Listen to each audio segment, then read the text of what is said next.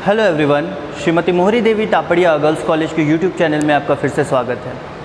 पिछले video lecture में हमने एसेक्सुअल मोड ऑफ रिप्रोडक्शन पढ़ा था बैक्टीरिया का। उसमें हमने 2 पॉइंट्स डिस्कस किए थे। एक asexual reproduction by the help of endospores या by the formation of endospores and by the formation of conidia. तो कोनिडिया का फॉर्मेशन और एंडोस्पोर्स का जो फॉर्मेशन होता है उससे कैसे बैक्टीरिया रिप्रोड्यूस करता है एसेक्सुअली, उसके बारे में हमने पढ़ लिया था। आज का जो वीडियो है उसमें हम आगे एसेक्सुअल रिप्रोडक्शन को बढ़ाएंगे और आज जो है हम स्पोरेंजियोस्पोर और उसके साथ ही साथ सिस्ट का जो फॉर्मेशन होता है और उसके थ्रू जब बैक्टीरिया का एसेक्सुअल मोड ऑफ रिप्रोडक्शन होता है उसके बारे में पढ़ेंगे। आज का जो टॉपिक होगा उसमें हम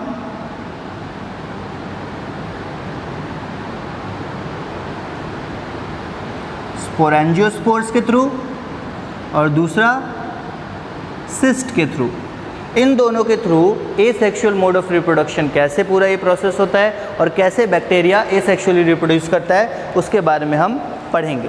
सो will start with sporangiospores.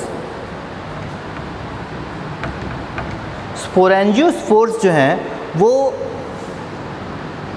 Mobile बोलो या मोटाइल स्पोर्स होते हैं।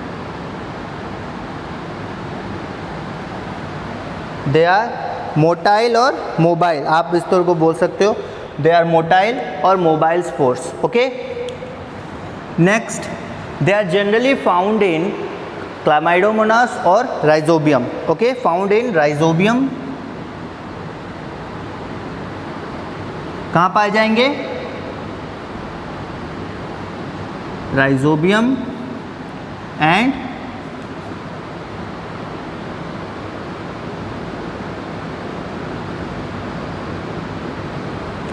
Chlamydomonas. Found in Rhizobium and Chlamydomonas, ये 2 टाइप के बैक्टीरिया हैं जहाँ पे ये पाए जाएंगे स्पोरेंजियोस्पोर्स। अब स्पोरेंजियोस्पोर्स जो है इनको एक्सोस्पोर्स भी कहा जाता है। इन स्पोर्स को एक्सोस्पोर्स भी कहा जाता है, ऑल्सो कॉल्ड एक्सोस्पोर्स। क्यों कहा जाता है एक्सोस्पोर्स?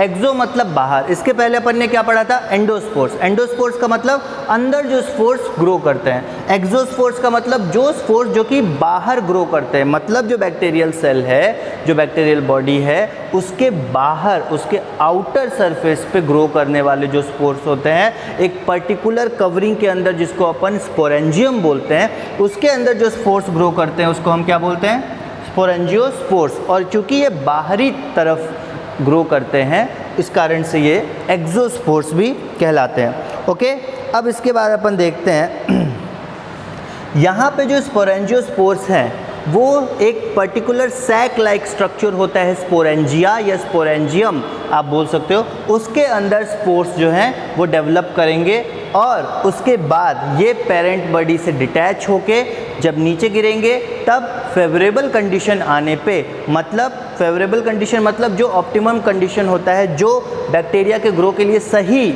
जो एनवायरमेंटल कंडीशन होता है, जब वैसा कंडीशन आएगा तब ये जाके एक बैक्टीरिया में ग्रो करेंगे। ओके, उसके बाद अपन देखते हैं आगे। अपन देखते हैं, ये समझ में आया? बाहरी साइड में जो स्पोर ग्रो करेंगे एक पर्टिकुलर सैक के अंदर जिसको अपन क्या बोलते हैं? स्पोरेंजियम। ओके, या स्पोरेंजिया, उसके अंदर ग्रो करेंगे। फेवरेबल कंडीशन आएगा तब ये डेवलप करेंगे बैक्टीरिया में। चूँकि ये बाहरी साइड होते हैं इसलिए इनको क्या बोलते हैं? एक्सोस्पोर्स।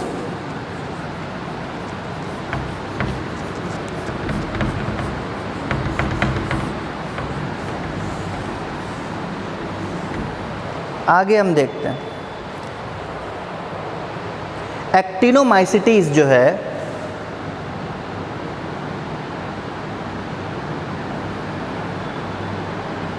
एक्टिनोमाइसिटीज में भी ये स्पोरेंजियोस्पोर्स का फॉर्मेशन होता है और यहाँ पे इस जो फॉर्मेशन इसको हम बोलते हैं ओइडियम। एक्टिनोमाइसिटीज में भी ये फॉर्मेशन होता है और इसको हम यहाँ पे क्या बोलते हैं?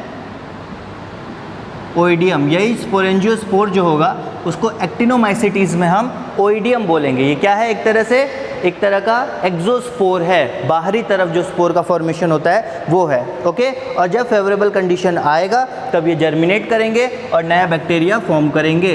इन favourable condition favorable condition they germinate and form new bacteria. Favourable condition में ये जर्मिनेट करेंगे और नया बैक्टीरिया का फॉर्मेशन करेंगे। तो ये था आपका स्पोरेंजियोस्पोर्स या स्पोरेंजियोस्पोर्स के थ्रू बैक्टीरिया में एसेक्सुअल मोड ऑफ रिप्रोडक्शन। क्या पढ़ा हम लोगों ने स्पोरेंजियोस्पोर्स हुए, एक बार डिस्कस करें फिर।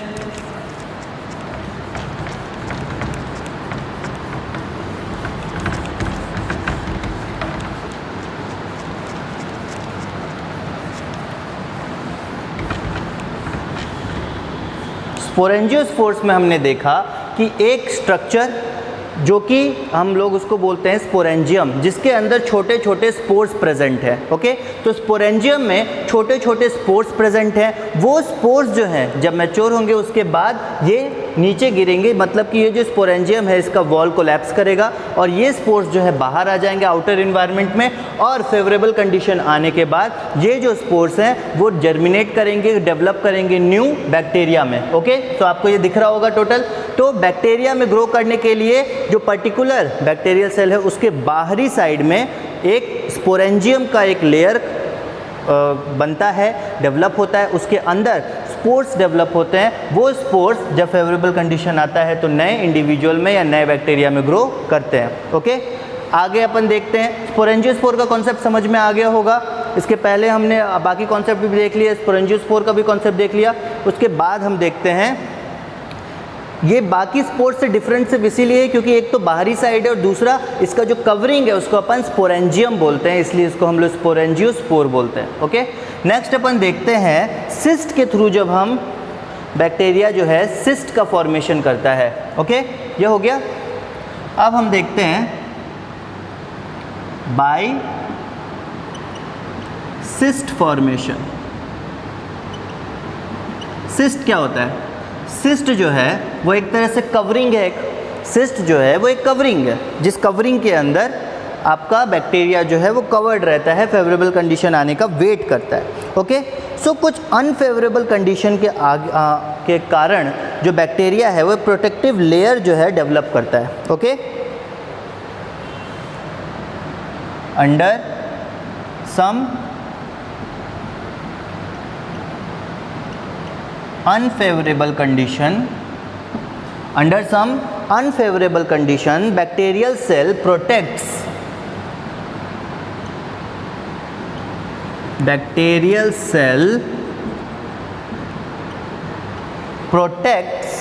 and escapes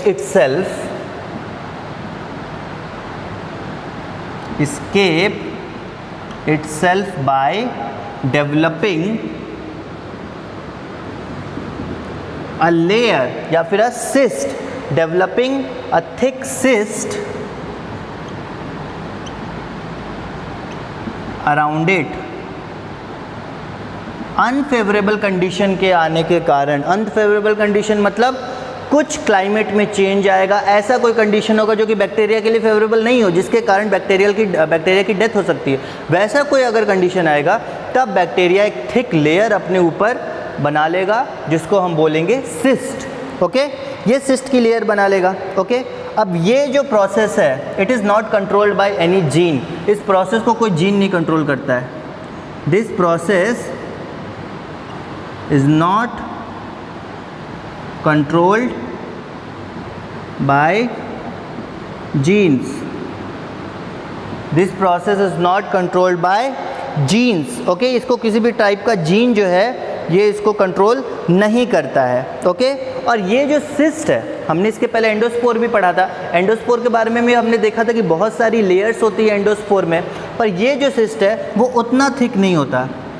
cyst is not hard as endospore. Endospore जितना टिकाऊ या जितना मजबूत होता है उतना मजबूत सिस्ट नहीं होता है। उसके बाद अपन देखते हैं ये जो सिस्ट है अल्ट्रावायलेट रेडिएशन जो है उसके लिए ये रेसिस्टेंट होता है। अल्ट्रावायलेट रे अगर इस पर अटैक करेगी तो इस सिस्ट का ब्रेकडाउन नहीं होगा, ये रेसिस्ट कर जाएगा। बट हाई टेम्परेचर आने के कारण ये सिस्ट ब्रेक डाउन हो जाएगा, ये सिस्ट ब्रेक हो जाएगा और हाई टेम्परेचर के प्रति इसके अंदर रेसिस्टेंस नहीं होता है। ओके, ये समझ में आया आपको? हाई टेम्परेचर के प्रति इनके अंदर रेसिस्टेंस नहीं होता है। And they occurs mostly in Azotobacters, occurs mainly in एजोटोबैक्टर्स।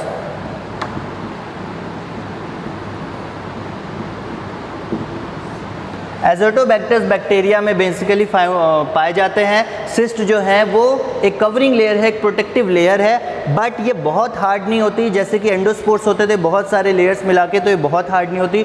Cyst जो है वो सिर्फ मॉडिफाई करता है या फिर सिर्फ सिस्ट का जो कनेक्शन होता है वो सेल वॉल से होता है, उसके अंदर जो प्रोटोप्लाज्म है इन सब से, इससे सिस्ट का कोई कनेक्शन नहीं होता है। तो सिर्फ सेल वॉल के से इसका कोई कनेक्शन होगा, बाकी अंदर के किसी भी अदर ऑर्गेनल्स या अदर सब्सटेंसेस से इसका कोई कनेक्शन नहीं होगा।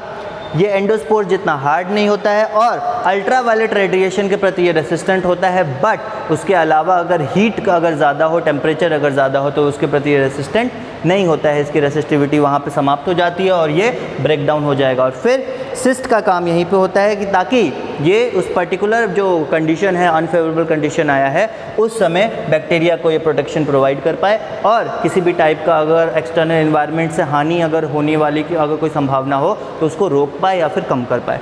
ओके, तो सिस्ट के फॉर्मेशन आपको पता चल गया। सिस्ट जब बनता है तो वो इतना कम्पैक्ट हो जाता है उस सेल को, किसी भी शेप या साइज़ का सेल होगा वो सिस्ट अगर उसके चारों तरफ बनेगा तो वो इतना ज़्यादा टाइट हो जाएगा कि उसका जो सेल का साइज़ है या सेल का जो शेप है वो राउंड हो जाएगा। चाहे किसी भी शेप का सेल हो, जब सिस्ट का फॉर्मेशन होगा तब वो जाके उस टाइटनेस के कारण उसको एकदम पूरी तरह से सिकोड़ देना उस तरह से हो जाता है ना, तो वैसे अगर हो जाएगा तो सिस्ट के फॉर्मेशन के कारण वो जो भी सेल जिस भी शेप का होगा वो राउंड फॉर्म में आ जाएगा, राउंड हो जाएगा। ओके, तो सिस्ट के बारे में आपको पता चल गया। कुछ अनफेवरेबल कंडीशन के कारण एक प्रोटेक्टिंग लेयर बनाते हैं जिसको सिस्ट बोलते हैं।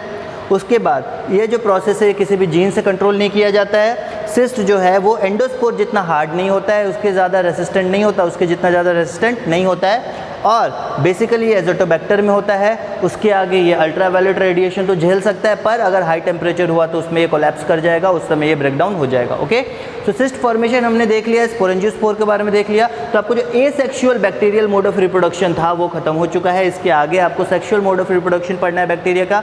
हमने वेजिटेटिव ऑलरेडी डिस्कस कर लिया था पहले, उसके बाद हमने एसेक्सुअल डिस्कस कर लिया। अब हम नेक्स्ट वीडियो में हम सेक्सुअल मोड ऑफ रिप्रोडक्शन जो है बैक्टीरिया के उसके बारे में देखेंगे और जानेंगे कि कैसे सेक्सुअली मोड से बैक्टीरिया रिप्रोड्यूस करते हैं। आई होप कि आपको ये सारी चीज़ें समझ में आ गई होंगी।